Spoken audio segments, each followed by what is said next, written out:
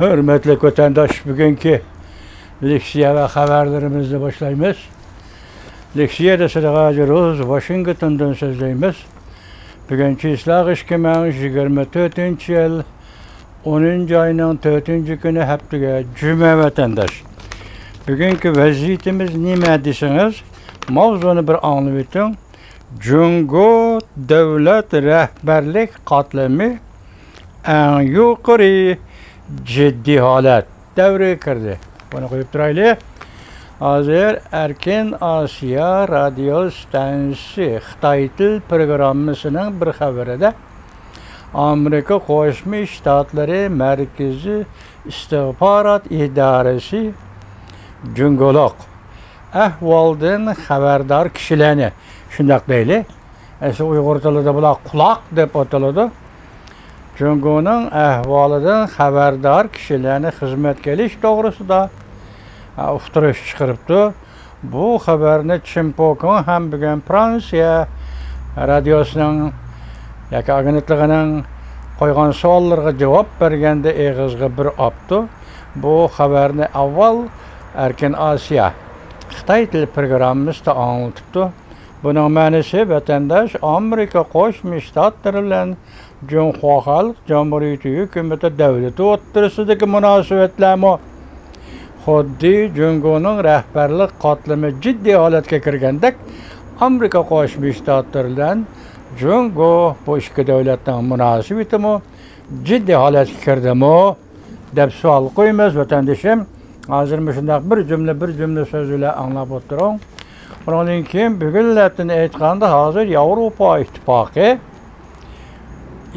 tamojna baja qo'yish masalasida Jungoning mahsulotlarga bo'libmi elektrik mashinaga tamojna qo'yish masalasida bugunmi atimi ovozga qo'yildi degan xabar keldi.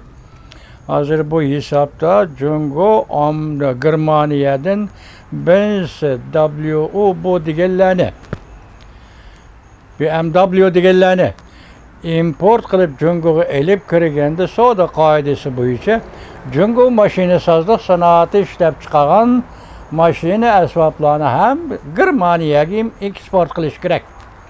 Savdo qonuni shunaqa qilingan qandoq? Hozir buningda bir andishi borki, masalan Germaniyaning davlat boshlig'i vaziri ular Scholz shundoq debdiki biz ehtiyot qilaylik. Mushu masalada ehtiyot qilaylik degandek bir ikki so'zlabdi. Demak, Germaniya Jungoning bu masalada yoki Yevropa Ittifoqi Jungoga tamojna baja qo'yish masalasida shunday qarorga kelgan bo'lsa, Germaniyaning vaziri bunda ansir deydisangiz, albatta shunday bo'ladi vatandoshim. Bugungi xabarni anlayotgan hozir yanimdagi mashina hareket keldi, balki ovozsiz yetib bo'ldi vatandosh.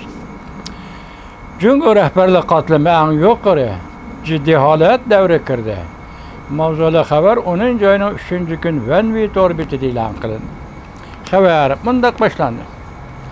Shveysariya yangi Siyuroq gazeti shunga diqqat qildiki, Jungo yaqinda iqtisodning cho'kib ketishini to'xtatish uchun yaqinda bir qator siyosatlarni, tadbirlarni o'tirg'i chiqardi.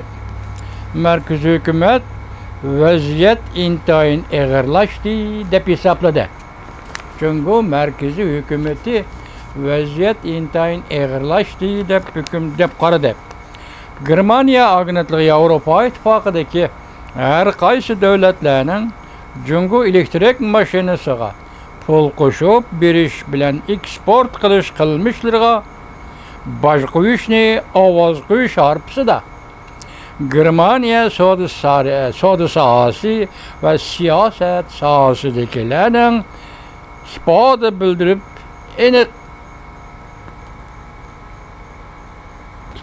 bildirishini aniqlab ko'rmoqchi bo'ldi deb xabar qildi.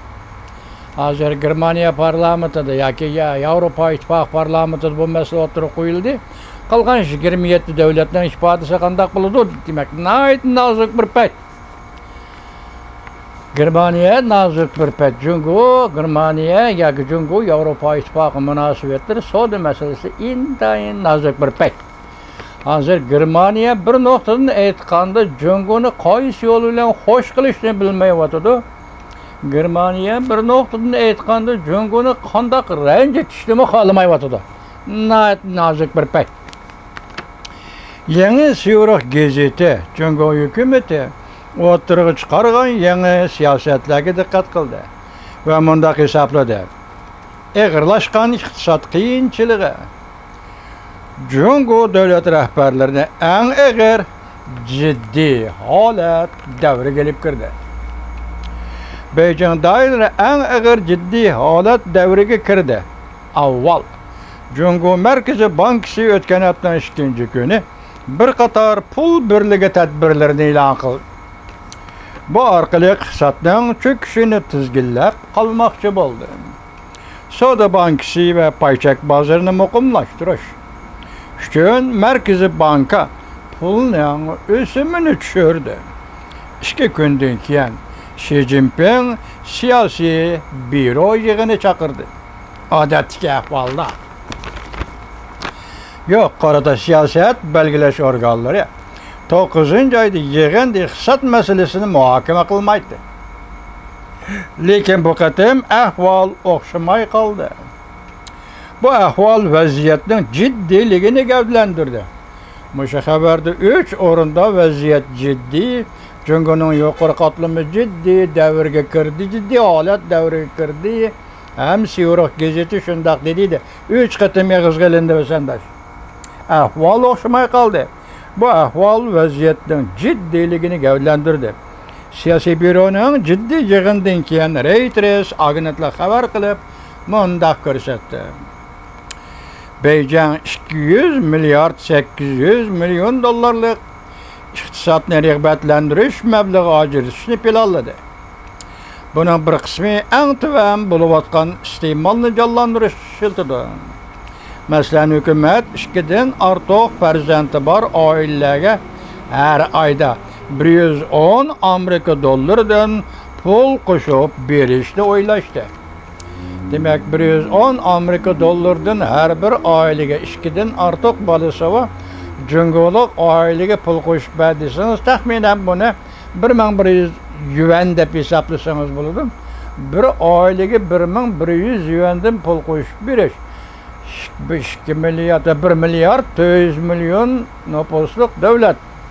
Xo'sh, mustamlik Uyg'unistonning, mustamlik Tibetning taqdiri qanday bo'lar vatandosh?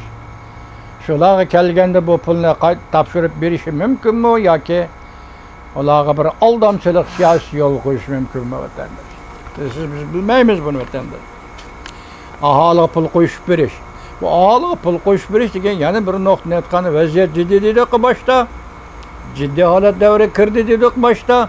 Demak, bu pul qo'yib berish qandoqdir rahmedillik, qandoqdir jungoliklar qo'shig'ini vaqtsin, qandoqdir jungoliklar iste'molni jonlantirsin, iste'molning ehtiyojini bizga oshirib bersin, bozorda obrot jonlan hargiz. Demak, vaziyat jiddiy holatga kirdi. Har bir jungolikning maylini setib olish. Har bir jungolikning paylini setib olish. Jungoning qiyinchilik kelayotganda fuqarolarning engida va ro'yi holati o'zgarishi setib olish. Ishtirmay, chataq chiqarmay, o'zi jim o'ltirishga da'vat qilishning oxirgi usuli, chorasi mushu bo'lishi kerak vatandosh. Xabarda mundaq ko'rsatildi. Xi Jinpingning bu tadbirlarni qo'llanganligi masalaning og'irligini ko'rsatdi. Chunki haqsiz pul qo'shib berish siyosati Xi Jinpingning iddisi bilan moslasholmaydi. Qandoq? Pul qo'shib berishga har bir oilaga pul tarqatishga majbur bo'ldi. Chunki vaziyat jiddiylashdi. 10-oyning 4-kuni Yevropa Ittifoqi doimiy komitetiga a'zo 27 davlat komiteti, ya'ni Yevropa Ittifoqi komiteti Jungodan import qilingan elektrik mashinalar 45%dan bosh tamojni bajo qo'yish ishi bo'yicha ovoz qo'ydigan bo'ldi. Demak, bugun ovoz qo'ydi degan gap. Demak, bugun ovoz qo'ydi, 10-oyning 4-kuni ovoz qo'ydi degan gap. Yevropa Ittifoqi komiteti Jungoning pul qo'shib berib eksport qilishni sanoat liniyasiga chetilganligi uchun Cungo'dan kirayotgan elektrik mashina va boshqa mahsulotlar bu Germaniya va Yevropa ittifoqi a'zo davlatlarining sanoat taraqqiyotiga, sanoat ishlab chiqarishiga chetilganligi uchun bu ishning bozorini burmilganligi, chunki Jungo elektrik mashinalari Yevropa bozorida Yevropa mahsulotlaridan 20% arzon sotilganligi uchun. Demak, to'kma qilib degan gap bu yerda yo'q. To'kma qilib sotdi degan gap yo'q. Biroq Jungoning elektrik mashinalari Yevropa bozoriga kirganda o'xshash tipdagi mashinalardan 20% arzon sotiladi deydi. 20% arzon sotiladi. Bu bir bozor raqobatida tengsizlik bo'ladi degan gap. İkincisi Yevropaning sanoatini o'ltirdi degan gap. Yoki üçüncüsü bunda aytganda Jungo hozir mushu usul, mushu chora bo'yicha Yevropaning bozorini kontrol qiladi degan gap. Buni Yevropa ittifoqi qarab o'ltiramdi, qarab o'ltirmaydi deb o'ylaymiz vatandosh. Arzon sotilganligi uchun Yevropa ittifoqi bu ovozni qo'yishni o'rinlashtirdi, ya'ni parlament ovoz qo'yishni o'rinlashtirdi. Bu ish yer shari hamkorligiga xilof. Bu tadbir bütün yer sharda savdo to'qinish xatarini paydo qilamikin deb ansirdi. Germaniyaning vaziri Olaf Scholz. Qanday vatandosh? Germaniya hozir iqtisodiy jihatda o'sha Angela Merkel davrida iqtisodiy Xitoyga beqinib qolgan Germaniya hozir qutulib chiqolmayotdi. Demak, iqtisod va bozor, eksport va import masalasida Germaniya bilan Jungoning munosabati hozir asos jihatdan Germaniya Jungoning beqinda davlatiga aylandi desangiz bo'ladi vatandosh. Germaniyaning bunday jonsiz davlat ekanligini men hech qachon o'ylab boqmagandim vatandosh.